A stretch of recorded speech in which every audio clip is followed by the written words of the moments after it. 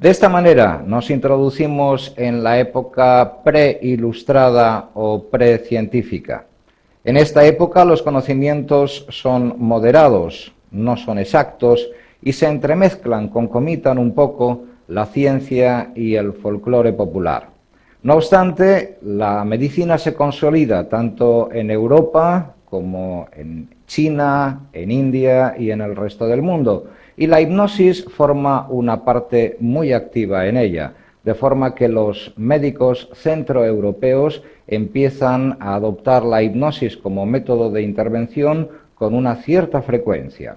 Para hablarnos de este asunto hemos pedido también la colaboración de nuestra profesora adjunta Isabel Barrado, y que nos va a versar sobre esta influencia de la hipnosis en la etapa preilustrada o precientífica, fundamentalmente a manos de médicos centroeuropeos, que rápidamente se va a extender por todo el territorio europeo. Bueno, pues nos adentramos ya en la época precientífica de la hipnosis. Se podría decir que los años en los que se encuadra esta época precientífica podría estar entre 1750 y 1850, con tres personas destacadas en esta época. El primero, Mesmer, el segundo, el marqués de Puysegur, y tercero, el abate Faria. Tenemos que encuadrar dónde estábamos en esa época.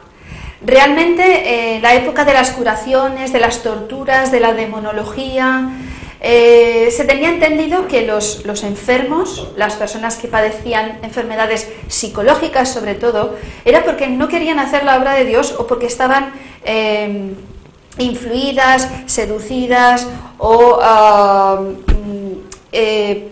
pensaban que tenían dentro de su cuerpo un demonio. Por lo tanto, lo que intentaban hacer es hacer toda clase de torturas, toda clase de exorcismos para que este demonio saliera del cuerpo y así restaurara toda la salud. Evidentemente, esas torturas se hicieron muy famosas en la época. Como podemos ver aquí en este vídeo, podemos darnos cuenta del montón de cosas que se podían hacer para curar a las personas. La intención era positiva, desde luego, pero las torturas eran tremendas. Podemos pasar a primer plano estas imágenes.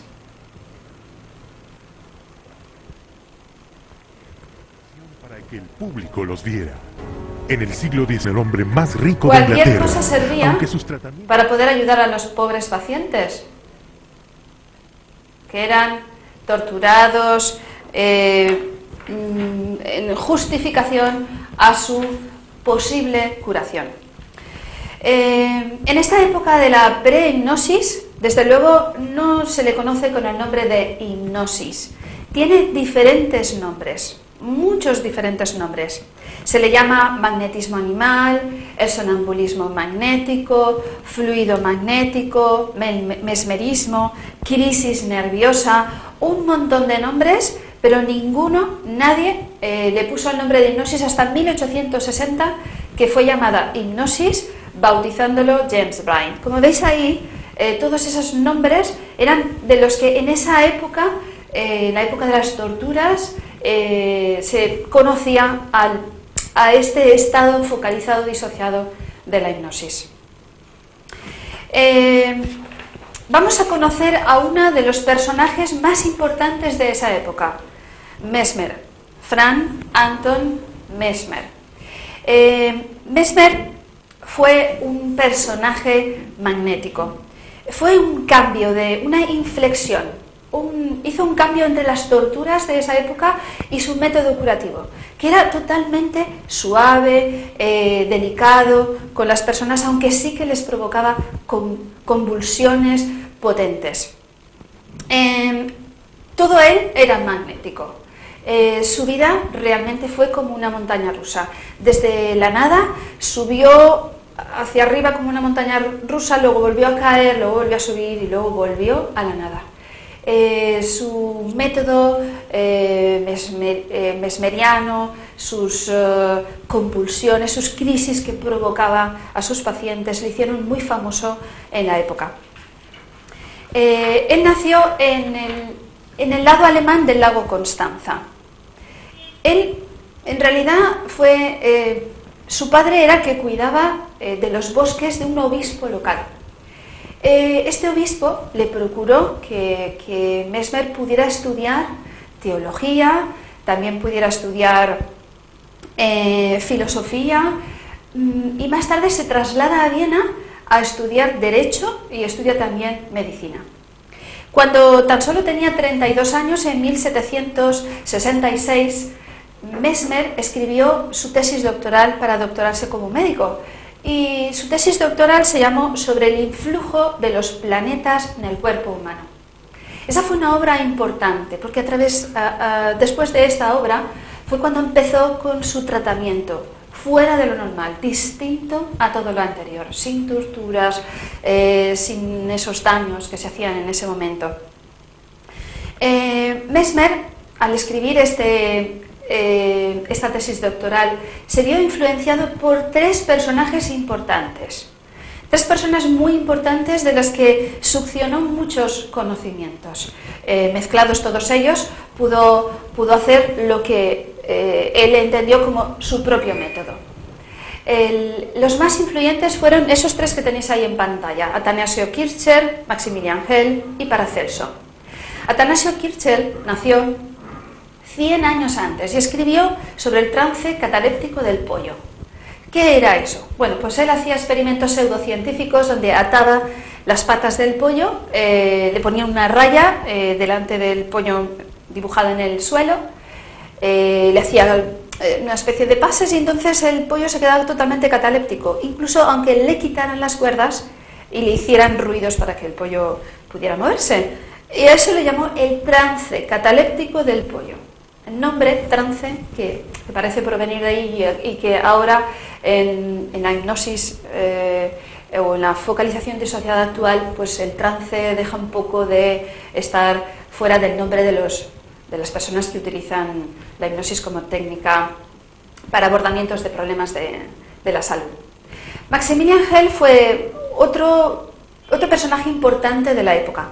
Era contemporáneo de Mesmer y escribió un libro sobre el valor terapéutico de los imanes. Él curaba con imanes.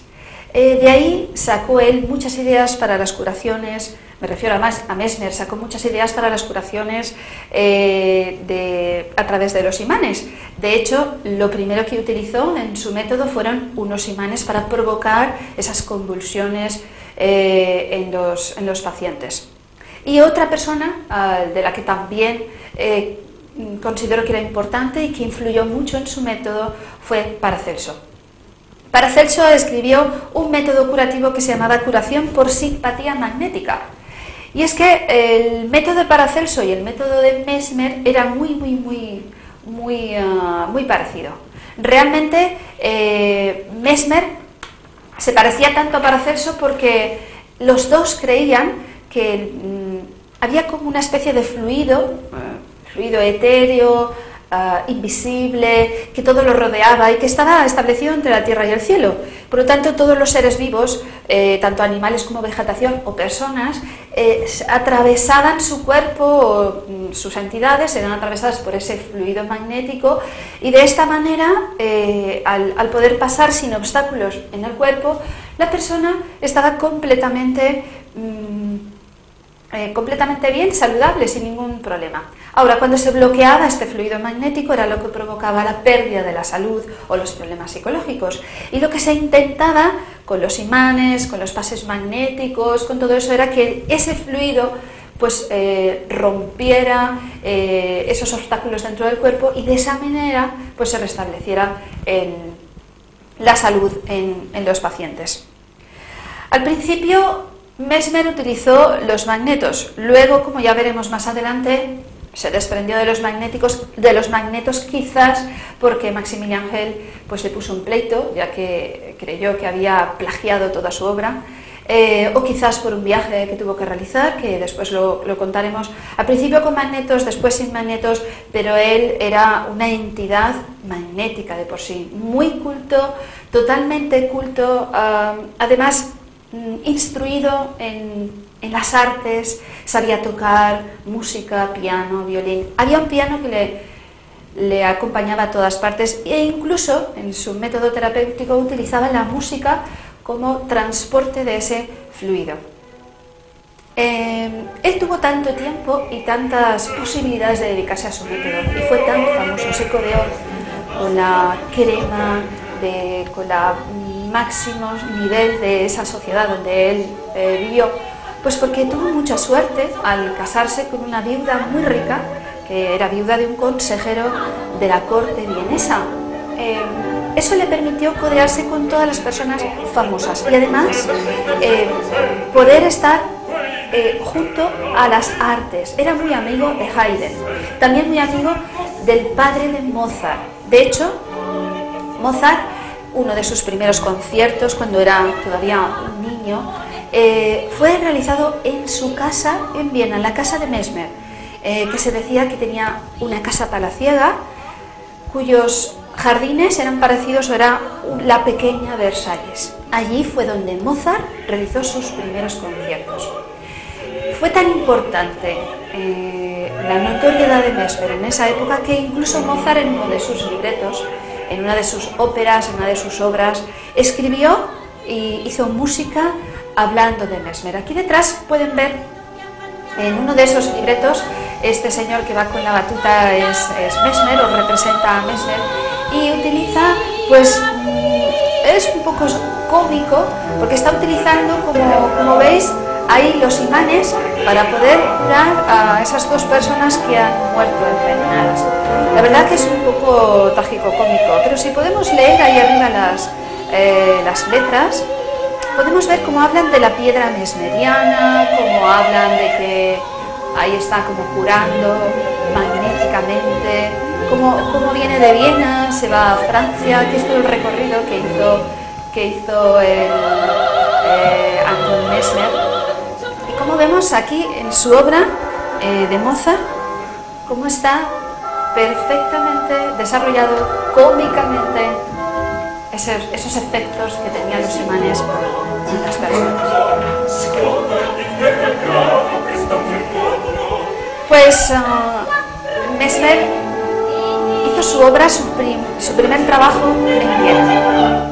De hecho, solo un año después de estar ejerciendo como médico en Viena, fue admitido por todos los científicos y médicos de esa época.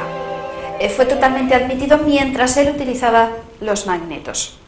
Lo que ocurre es que como su vida fue así tan convulsiva, una vez empezó con los magnetos y fue admitido por ellos, después empezó su decadencia. Y eso empezó por dos motivos importantes. Uno, por un viaje que hizo al centro de Europa, en el que quiso conocer a un sacerdote católico que exorcitaba, hacía exorcismos, y vio como las convulsiones que provocaba en esas personas, sin utilizar ningún imán, ningún magneto, llegó a la conclusión de que no eran los imanes lo que hacían que provocaran esas convulsiones, sino que era la propia persona, la catalizadora, la que influía de tal manera en los pacientes que de esa manera se curaban. Entonces, a partir de esa visita, él se instruyó como catalizador de ese fluido magnético.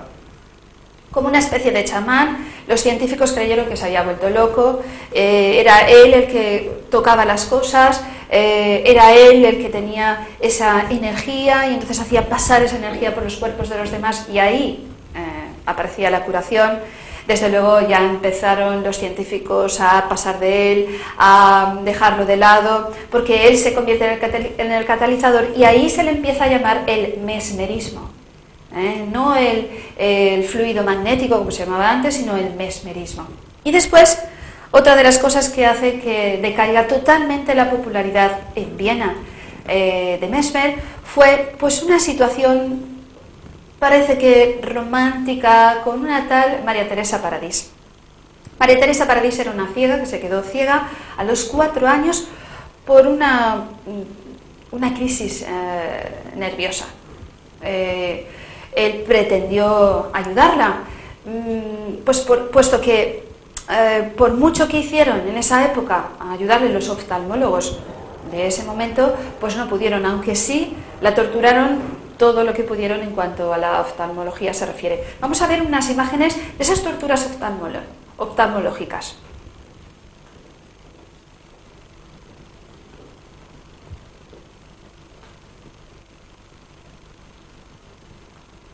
Ahí están las torturas oftalmológicas a las que se vio sometida María Teresa Paradís.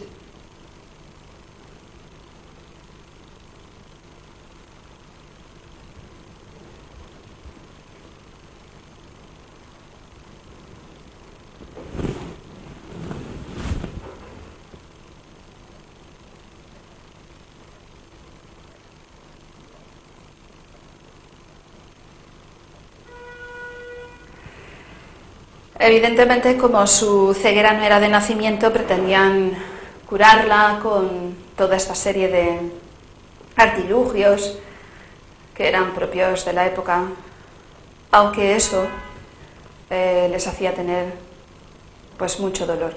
Aquí ya vemos cómo empiezan, cómo el cambio que hay entre las torturas que se infligían y cómo era el método de Mesmer cuando era el mesmerismo.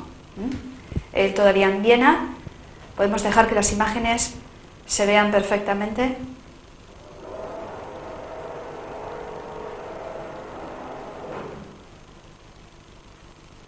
Eso es.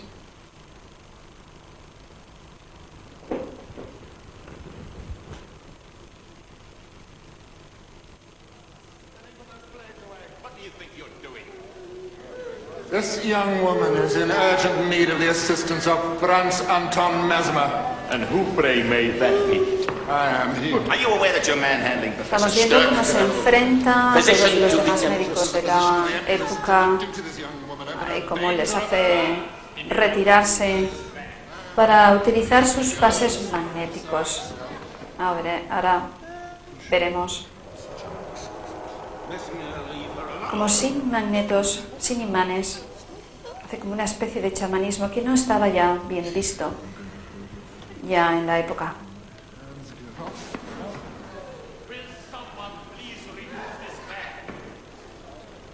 One moment, please. Your Excellency, if I may say so. This is no time for speech making. Let's at least see what this man can do. If Your Excellency so wishes.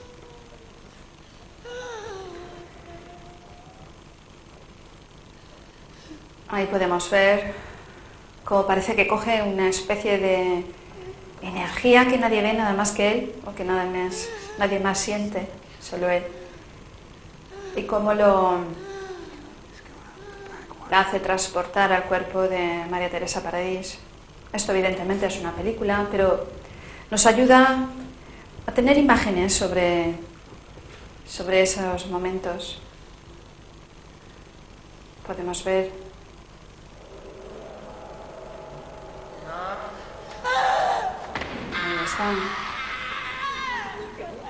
las convulsiones que provocaba cuando él tocaba a los pacientes.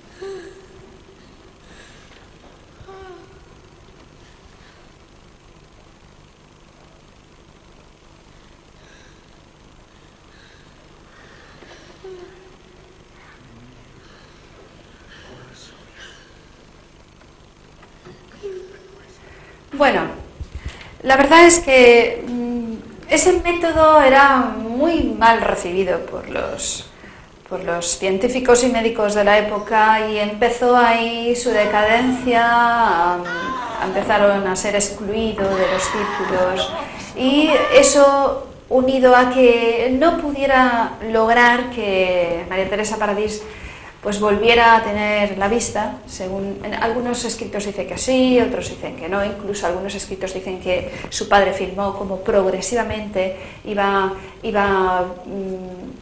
recobrando la vista a su hija, pero al final parece que eso no pudo ser. Y además parece que hubo como una especie de relación romántica entre María Teresa Paradís y Mesmer, y eso hizo que salieran disparados de Viena. Totalmente denostados, totalmente vilipendiados, pues Mesmer se fue junto con su mujer y se fue a París. Aquí vemos unas cuantas imágenes en cuanto a la especial relación, vamos a llamarla así, que hubo entre Mesmer y María Teresa. Aunque claro, esto son especulaciones, no sabemos exactamente por qué, pero sí sabemos que estas dos cosas, el mesmerismo, es decir, pasar de los imanes y ser él la fuente de curación, como si fuera un chamán, eso estaba muy mal visto en esa época. Y después esta especie de relación, no procurar la solución del tema de la ceguera de María Teresa Paradis, fueron los que la catapultaron hacia abajo y tuvieron que salir pitando de Viena. Y nos vamos ya a París. Cogen todas sus posesiones y se trasladan a París, nada menos que a un lugar muy céntrico de París, a un palacio en París. Allí en París se trasladan en 1778 y fue tremendamente bien acogido en París. Fue tan bien acogido que incluso entra en la masonería francesa. Entre las personas relevantes, ilustres, a los que Mesmer trata, nos podemos encontrar a la reina María Antonieta, al barón de Montesquieu y al marqués de Lafayette, gente hiperconocida de la época. Todas las personas querían curarse. Era la época de un gran protagonismo del mesmerismo. Él era la persona a la que todo el mundo quería acudir, gente con dinero, con posición, pero también los pobres, de todo rango y situación económica, social o cultural. Todos. Era tal la popularidad que se hacían como tumultos al lado en sus casas. Muchísima gente, de estas maneras que había tantas personas que él fue, creo que de los primeros que inventó las terapias de grupo, puesto que él inventó lo que fueron las cubas de la salud. Podemos ver una pequeña imagen de esta película en la que se puede representar claramente cómo se utilizaban las cubas de la salud. Aquí está Mesmer. Me gustaría que yo desapareciera para que se pudiera ver mejor esas imágenes. Eso es, muchas gracias. Y aquí empieza él con su mesmerismo. Vemos una cuba, está con agua imantada, hay unos cables, de esos cables salen como unos hierros que porque todas eran mujeres, la verdad es que habían muchas mujeres de la época, casi todas las curaciones se hacían con mujeres. Estas mujeres tenían que coger con sus manos esos hierros. También veremos cómo se dirige al pianista para que comience a tocar el piano y ya empieza a ver esos cambios, esas convulsiones, con esa música y con esos pases. Y empieza magnetizando esa agua, su propio fluido magnético, empieza a tocar. Todo lo que toca se convulsiona.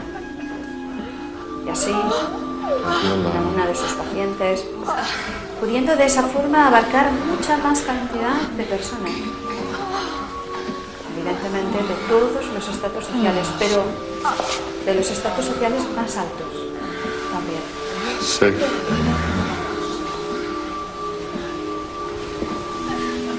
Como estamos viendo más adelante, esto va yendo cada vez con más intensidad, con más fuerza. Estamos viendo ahí las imágenes como él influía totalmente con las pacientes y cómo empiezan incluso a perder el conocimiento. Está muy bien representado en esta película lo que eran las cubas de la salud, y entendemos que Mesmer los tuvo que utilizar para poder hacer la terapia de grupo, en muchas más personas a la vez. Bueno, antes de pasar ahí, también podemos verlo, aunque él no solo trató a personas pudientes con dinero, también a mendigos, y en su misma casa palaciega allí en París. Estamos aquí viendo cómo organiza en un corro a todas las personas y cómo cogen en ese corro esos dos trozos de metal, y ahora él empieza a hacer esa terapia de grupo también.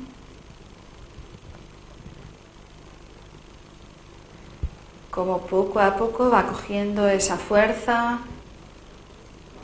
una fuerza que solo él nota, que solo él ve, pero sin embargo tiene unos efectos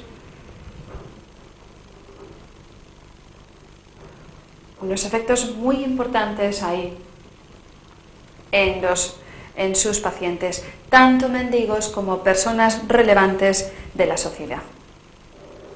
Pero ¿qué ocurre? Pues en todo su nivel de famoseo, en todo su nivel de estar tan arriba, empezaron a acudir en masa las personas ahí a su casa. Empezaron a acudir en masa miles, cientos de personas, por lo tanto hizo como tumultos.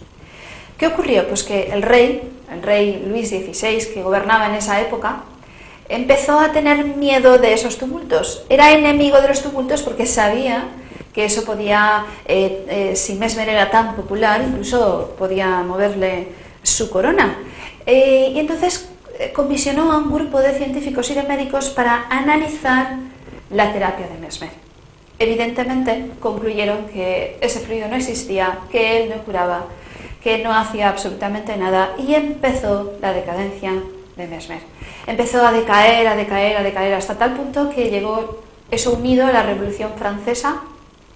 Mesmer desapareció, la Revolución Francesa se hizo con todas sus posesiones, con toda su fama, el tema al ser juzgado por la corte, la fama, el dinero, totalmente pobre, tuvo que salir de Francia y volver a Viena, volver a Alemania, volver nuevamente al lago Constanza, y como si el círculo se cerrara.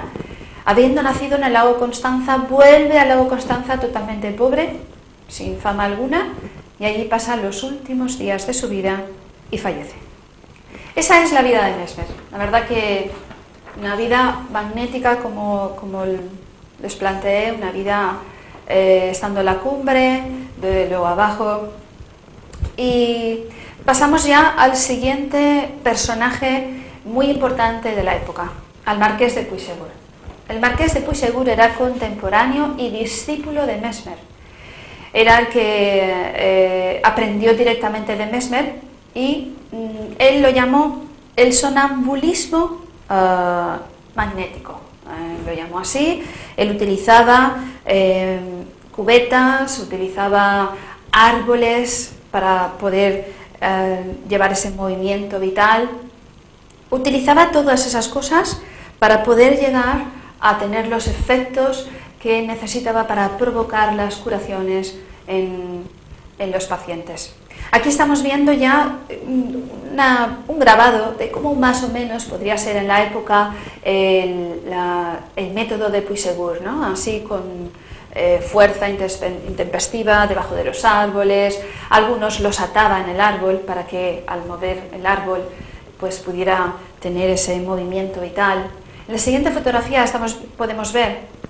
en la siguiente foto también podemos ver esas personas que estaban atadas a los árboles.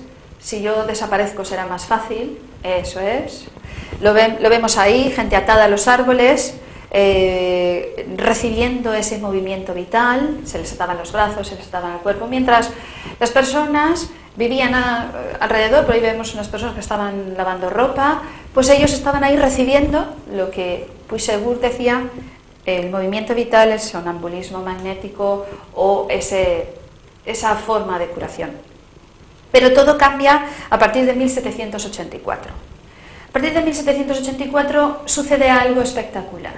Un paciente suyo, llamado Víctor, muy famoso en la época, resulta que estaba recibiendo ese tratamiento debajo de uno de estos árboles y cae en una especie ese sonambulismo especial o magnético en el que comienza a ser clarividente y empieza a verse a sí mismo los problemas que tenía, ver en los demás los órganos afectados, cosas muy extrañas. A partir de ahí, el marqués de Puysegur ya se olvida de los magnetos, de las cubas, se olvida de los árboles y ya concluye que no es el magnetizador el que provoca la curación, sino que es el mismo paciente. Esos son a las conclusiones que llega a través de esa experiencia con Víctor. Y ahí tenemos su método. La verdad es que a él es muy conocido porque su método son los que actualmente tienen los pilares fundamentales de la psicología moderna, que se basa en tres cosas, en tres pilares fundamentales: la absoluta creencia y eficacia en la cura. Es decir, que si una persona no cree que puede ser curada con ese método psicológico, con la hipnosis o con cualquier otro método, evidentemente no se va a curar. El segundo pilar, que también se basa en la psicología moderna actual y que ya lo descubrió el marqués de Puysegur, era que debía de haber un deseo real de curarse. Y eso lo sabemos también, porque si una persona está sacando beneficios de su enfermedad, es muy difícil que la persona pueda ser curada definitivamente. Y por último, la última base fundamental es la relación entre paciente y terapeuta. Es decir, que tiene que existir un vínculo entre ellos. Y eso es fundamental. Si no hay un vínculo entre el paciente y el terapeuta, es imposible llegar a los trabajos de curación, de ayuda, de mejoría, de todos esos trastornos.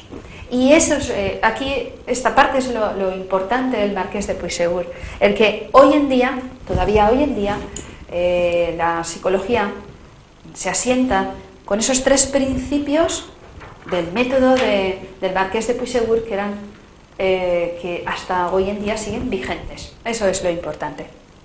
Y ya vamos a pasar al último profesional de la hipnosis de la época precientífica, el abate Faria. José Custodio de Faria, más conocido como el abate Faria. Este fue otro personaje importante. Hizo muchos descubrimientos muy importantes. Jamás se le dio la relevancia que él tenía con todos sus descubrimientos. Nunca se le dio la relevancia necesaria e importante que era. Y desde aquí queremos hacerle pues una especie de homenaje, porque él, que nació en la India, en una colonia portuguesa, al principio sigue las líneas del marqués de Puysegur, pero después, al poco tiempo, se da cuenta de que ni magnetos, ni el propio catalizador, ni las cubas, nada de eso. Él desarrolló un método que tenía que ver con la fuerza impulsiva, con la palabra. Fue el primero que habló de las sugestiones. Sugestiones a través de las palabras. También fue el primero que habló de los resistentes y de los epoptas. Los epoptas eran las personas sugestionables, lo que hoy en día todavía reconocemos como vigente en estos días, después de 200 años más atrás de que lo descubriera el abate Faria. Él tenía varios métodos que influía distintamente si era una persona más sugestionable o menos sugestionable. A los epoptas o sugestionables lo que les hacía era sentarse en una silla, el sugestionable se sentaba delante y entonces les hacía estar tranquilos y relajados, y cuando parecía que estaban como un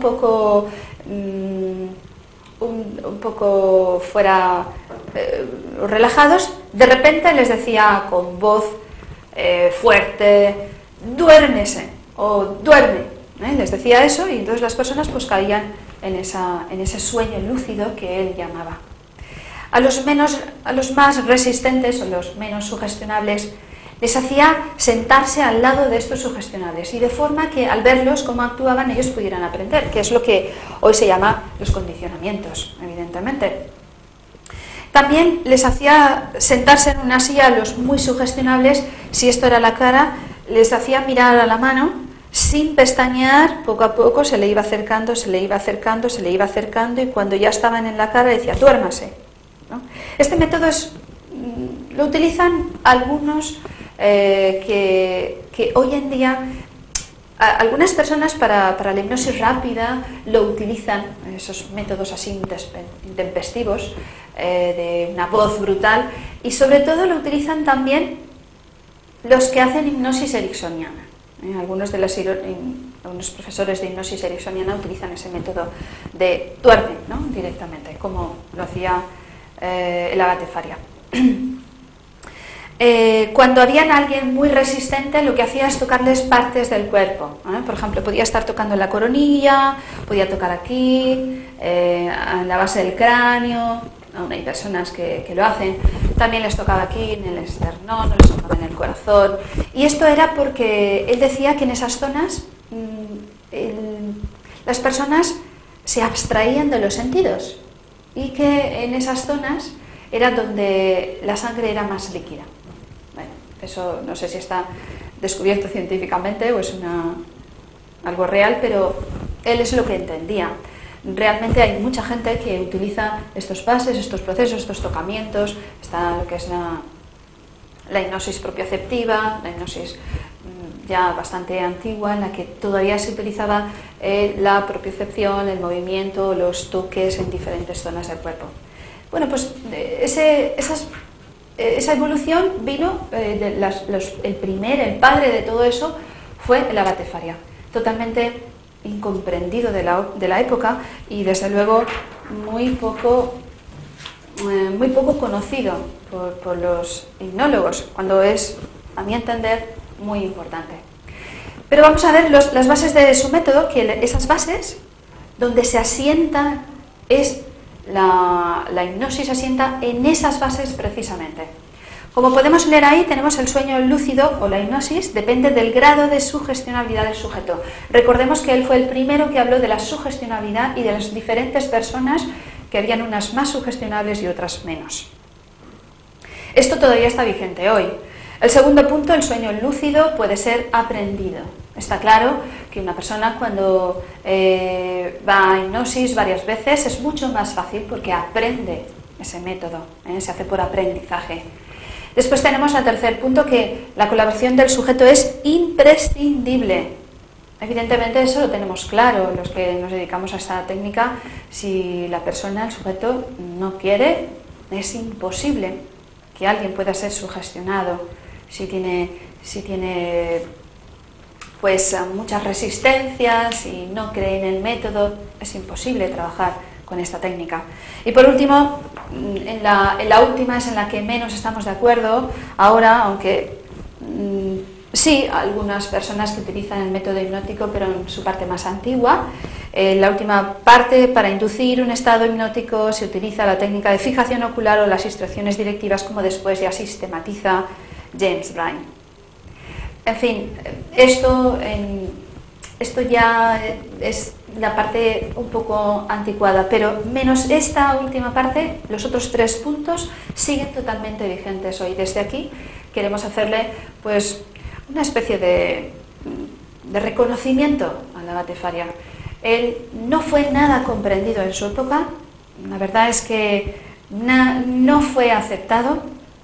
Podemos ver unas imágenes de que, bueno, que pueden representar que el abate Faria nunca fue reconocido en su época y que fue totalmente desprestigiado, muriendo en un asilo francés para pobres. Ahí vemos representado un poco al abate Faria en, pues podríamos decir, un asilo de pobres en París, y así murió, sin ningún reconocimiento. Bueno, ya está aquí la época precientífica de la hipnosis. Ahora ya os dejo con Jesús para que os explique la historia más avanzada de la hipnosis hasta nuestros días. Bien, es a partir de este momento cuando debemos abandonar la narrativa distendida que han venido empleando nuestros profesores invitados adjuntos, porque a partir de este momento la historia de la hipnosis empieza a complicarse de forma importante en este punto. Como podemos ver, la influencia de Mesmer y su magnetismo animal, que finalmente acabaría denominándose mesmerismo, prende en todos los médicos de diferentes partes de Europa. Tal y como hemos apreciado en las primeras narraciones de nuestros profesores invitados, en Francia se ve continuada por Jean-Martin Charcot, quien sucedió a Vulpian en la cátedra de anatomía patológica. Realmente Charcot no se interesa directamente por el mesmerismo, sino que llega a él a través de Charles Riquet, un joven fisiólogo francés que escribió la obra El sonambulismo provocado en 1875. Charcot conserva esta cátedra de anatomía patológica hasta que, gracias a Gambetta, que crea para él en 1882 la primera cátedra clínica de enfermedades nerviosas. Este año fue también el de su ingreso en la Academia de Medicina y el de su elección un poquito más tarde, en 1883, en la Academia de las Ciencias. Es cuando Charcot se convierte en un hombre de la alta sociedad parisiana, mundialmente famoso. A su mesa se sientan todas las celebridades médicas, artísticas, literarias, políticas, más relevantes, más sobresalientes del momento, durante las veladas que celebraba los martes en el ya famoso y mítico 217 Boulevard de Saint-Germain. Por otra parte, en el hospital, las lecciones de hipnosis, se sobreentiende, tenían un estilo muy teatral de enseñanza. Eran realmente shows dramáticos que atrajeron a espectadores de todas partes del mundo, cuya curiosidad, desgraciadamente, no siempre tenía un carácter médico. De hecho, se piensa que de esta forma un poco inapropiada de proceder que tenía Charcot, comenzaron a proliferar los shows de hipnosis, shows destinados al espectáculo, sin ninguna pretensión ni médica ni psicoterapéutica, que incluso persisten hasta nuestros días y que los profesionales de la hipnosis llaman despectivamente charcotistas, tratando de erradicarlos, lógicamente, en lo posible. Pero la verdadera relación de Charcot con la hipnosis comienza en 1878, con ocasión de la restauración de los locales y de las salas de la Salpêtrière. Se crea una nueva sección dentro de la Salpêtrière en el que se agrupan a enfermos comiciales y a histéricas que adoptaban los síntomas y los modelos de tipo convulsivo, fundamentalmente por imitación. Y Charcot se introduce con verdadera pasión en este nuevo campo de investigaciones.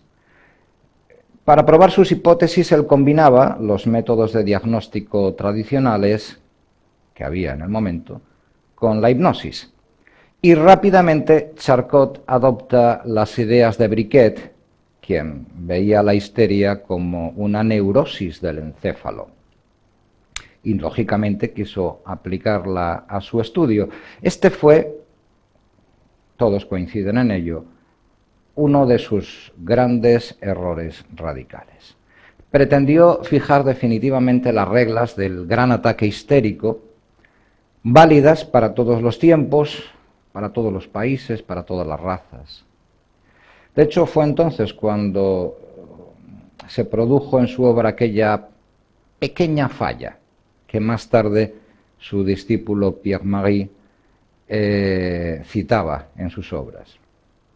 Y la verdad es que es verdad, su manipulación fue descuidada, no tomaba las precauciones necesarias, delegaba muy a menudo en colaboradores poco instruidos, puesto que Charcot, según parece, nunca hipnotizaba directamente a un solo paciente, lo hacían estos colaboradores, y ellos no sabían reconocer demasiado, como la mayoría de estas histéricas, que eran verdaderas vedettes, habían alcanzado cierta fama, cierta relevancia, se inclinaban a mostrar pues, el cuadro patológico que se esperaba que ellas mostraran y que se les instruía previamente, ¿no? Un poco lo mismo, o exactamente lo mismo, diríamos, que lo que ocurre en la hipnosis de espectáculo, y que algunos años más tarde, en 1961, queda demostrado en el experimento sobre el respeto a la autoridad que dirige Milgram y que conmocionó a la autoridad científica y a toda la comunidad científica también. Realmente es lo que estas vedettes hacían, el respeto a la autoridad y mostrar los cuadros que se les indicaban y que se suponía que ellas tenían que reflejar. Como vemos, Charcot se mantuvo, a pesar de todo esto, inquebrantable en esa idea errónea que él tenía sobre la histeria, referente a que era una enfermedad real, desencadenada por la disociación de ideas. Es más, él insistía en que la histeria podía producirse tanto en hombres como en mujeres, lo que generó una agitación social tremenda en la época, porque debemos recordar que en aquella época en Francia todavía se heredaban las viejas prácticas médicas de Grecia, o las viejas ideas griegas. Debe recordarse que la palabra histeria procede del griego gistera, que significa vientre, y se daba por entendido que la histeria estaba producida por trastornos del útero. Consecuentemente, la única solución que había era extraer un ovario quirúrgicamente, y aunque parezca increíble, es una práctica que se mantuvo hasta 1882. En lo referente a la hipnosis, volvemos a repetir que Charcot adoptó las ideas de Briquet y, por tanto, entendía la histeria de una forma completamente errónea. De hecho, la entendía como un estado anormal. Y estudió sus efectos físicos y neurológicos en estas 12 pacientes histéricas, que de hecho pasan a la posteridad como las histéricas de Charcot. Y él publica sus primeras conclusiones entre 1872 y 1873, con el primer volumen de, traducido al castellano, Lecciones sobre las enfermedades del sistema nervioso realizadas en la Salpêtrière. No existe copia en castellano. Charcot no tarda en concretar todavía más, si cabe, su definición sobre la histeria. Y él argumenta literalmente que la histeria es una neurosis del cerebro, originada típicamente por traumas psíquicos en individuos hereditariamente predispuestos. Y no contento con esto, lo remata diciendo que con la hipnosis se puede reproducir no solo la sintomatología histérica, como pueda ser la amnesia, el mutismo, la anestesia, sino incluso pues, fenómenos de carácter postraumático, como podrían ser, por ejemplo, las parálisis ocasionadas por accidentes de ferrocarril, que era lo más habitual de la época. Con estas ideas, Charcot pues, trató de descubrir los fenómenos somáticos que, según él, se asociaban a una inducción mediante hipnosis. Y él decía que este proceso ocurría en 3 partes. La primera parte sería la catalepsia con anestesia y plasticidad neuromuscular. La segunda parte sería un letargo con hiperexcitabilidad neuromuscular. Y la tercera parte sería el sonambulismo. Evidentemente esto se aleja completamente de la realidad, pero era la teoría de Charcot. Además, él llegó a afirmar que estas manifestaciones somáticas podían ser transferidas de un lado del cuerpo a otro, del paciente se sobreentiende, mediante imanes. De esta forma, en 1882, presenta ante la Academia de Ciencias su trabajo, que traducido significa sobre los diversos estados nerviosos determinados por la hipnotización o por el hipnotismo sobre las histéricas. En él defiende que la susceptibilidad de la hipnosis era un clarísimo indicador de la histeria, una histeria latente. Y se basaba en el hecho de que los síntomas histéricos podían ser reproducidos en sujetos normales y eliminados en pacientes histéricos siempre mediante hipnosis. Afirmaciones evidentemente disparatadas hoy en día y que van a pesar como una losa en el prestigio de Charcot, pese a que evidentemente Charcot es un neurólogo que presenta numerosas y muy importantes contribuciones a la neuroanatomía, pero este error lesionaría severamente su prestigio. Estas afirmaciones nos permiten enlazar fácilmente con Sigmund Freud, que visita a Charcot becado en París. Freud queda impactado por una frase que Charcot le comenta respecto a la histeria.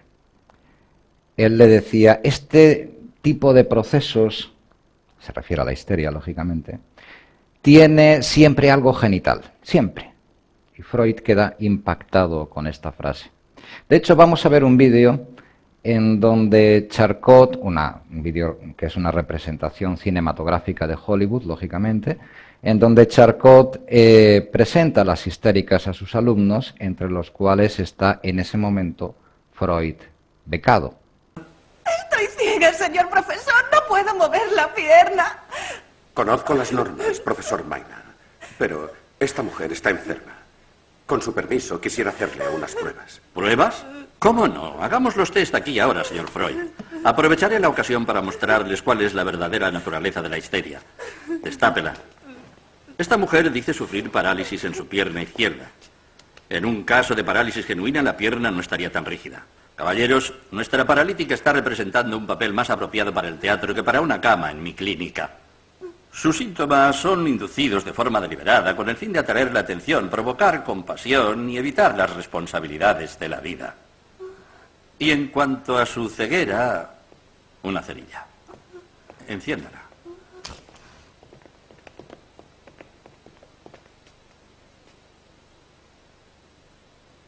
¿Qué ven? Sus pupilas se contraen. Caballeros, ¿creen que se trata de un caso genuino de histeria? No. Señor profesor, ¿me permite que haga yo una prueba? Por supuesto.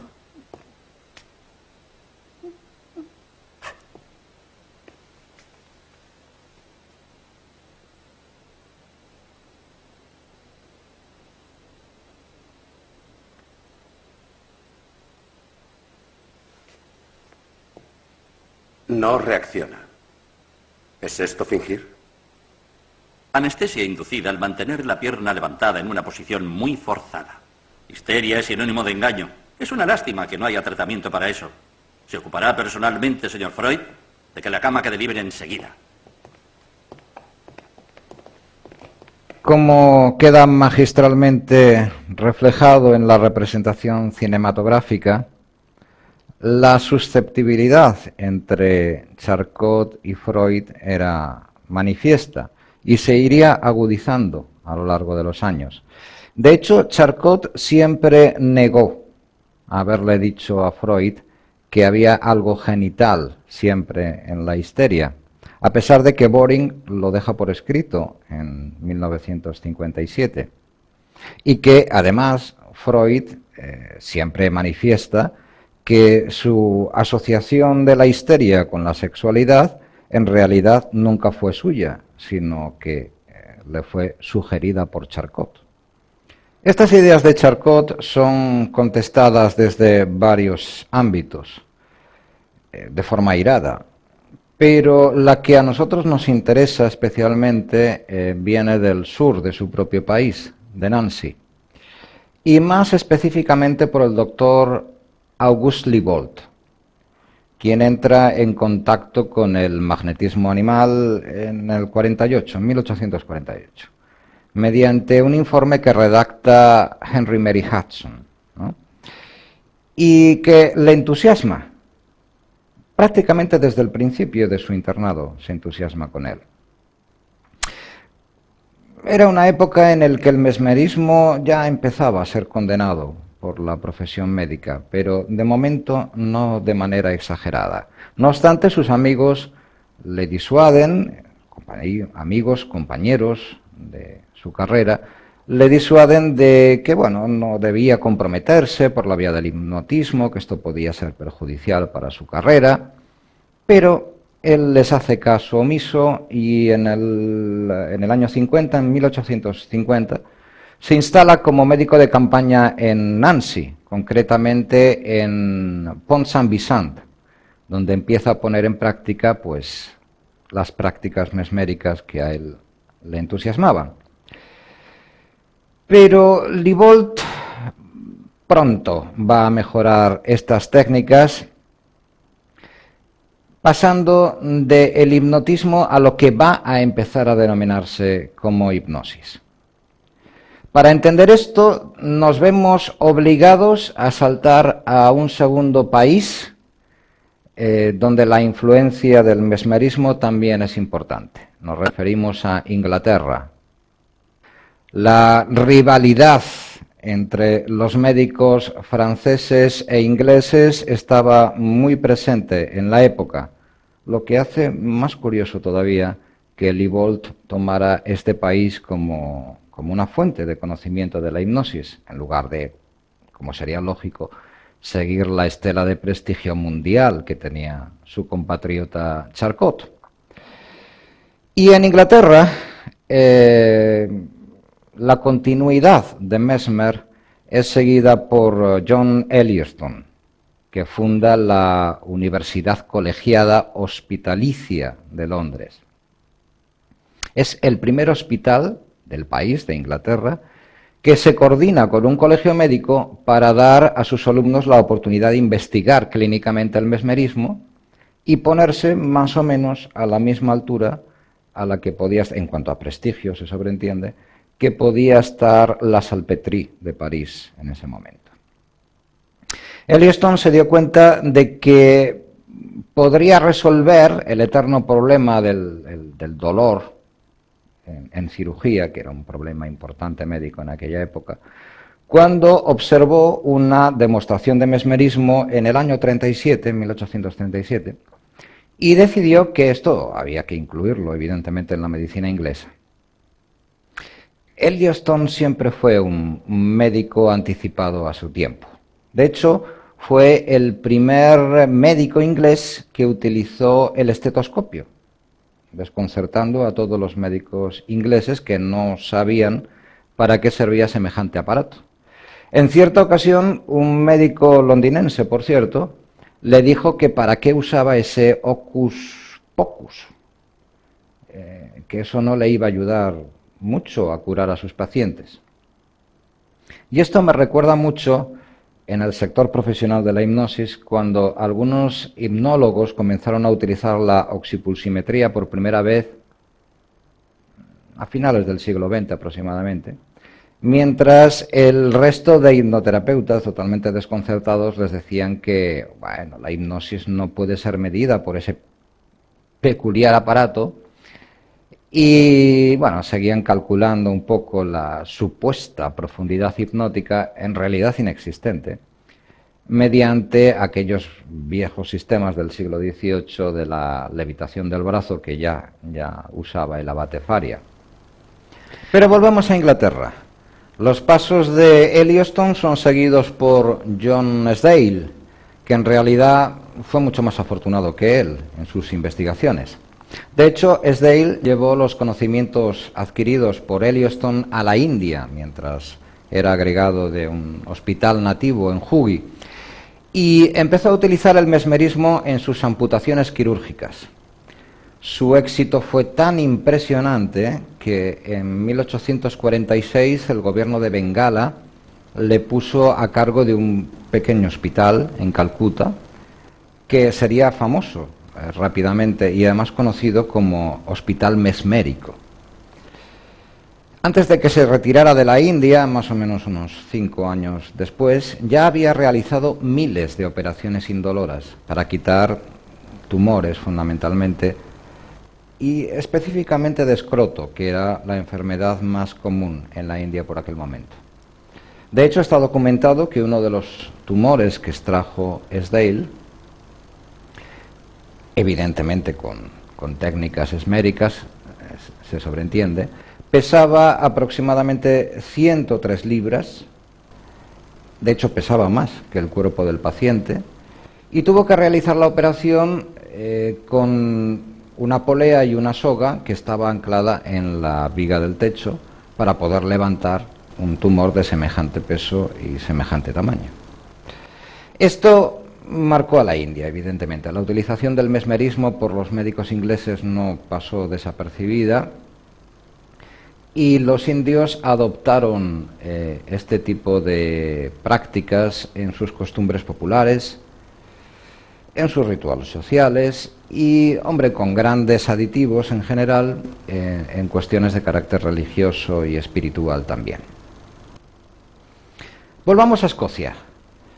Mientras Esdaile realizaba todas estas actividades durante esos 5 años en la India, en Escocia otro médico contemporáneo suyo, James Braid, toma muy buena nota de lo que hacen sus colegas, tanto Elliston como Esdaile, y comienza a realizar amputaciones quirúrgicas también con gran éxito, la verdad. Pero Braid no tarda en distanciarse de sus dos antecesores. En poco tiempo, Braid muestra un desacuerdo claro con Esdaile y con Elliston también, respecto a que el mesmerismo funcionaba debido a un fluido energético magnético que podía ser transferido de una persona a otra. Bueno, esto Braid no coparticipaba con ello. Y lo que en realidad Braid pensaba era que el mesmerismo en realidad producía una situación peculiar del sistema nervioso que se le inducía al paciente por medios artificiales. A esto Braid lo denominó neurohipnotismo o nervios dormidos. Sin embargo, para abreviarlo, pensó que la palabra más apropiada sería la del dios Hipnos, que significa sueño, y por lo tanto lo llamó hipnosis o hipnotismo.